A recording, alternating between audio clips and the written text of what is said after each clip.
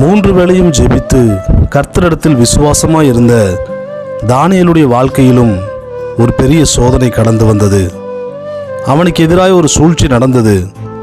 இன்றைக்கு நாம் யோசிக்கலாம், நான் சரியாக ஜெபிக்கிறேன், ஆண்டவரிடத்தில் விசுவாசமாய் இருக்கிறேன், ஏன் என்னுடைய வாழ்க்கையில் இப்படிப்பட்ட போராட்டங்களும் சோதனைகளும் கடந்து வருகிறது என்று.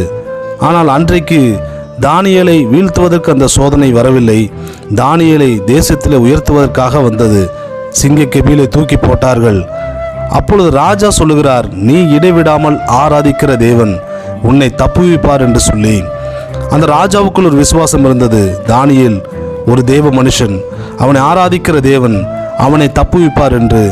இன்றைக்கு நம்முடைய இருதயத்தில் நீங்கள் நினைவு கொள்ளுங்கள், நாம் இடைவிடாமல் ஆராதிக்கிற நம்முடைய தேவன் எப்படிப்பட்ட சூழ்நிலையிலும் நம்மை தப்புவிக்க வல்லவராய் இருக்கிறார்.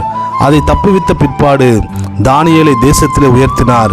இன்றைக்கு நீங்க இருக்கிற பிரச்சனைகளில் உங்களை தப்புவித்த பிற்பாடு உங்களை தேசத்திலே கர்த்தர் உயர்த்துவார். உங்கள் காரியம் ஜெயமாயிருக்கும். ஆமேன்.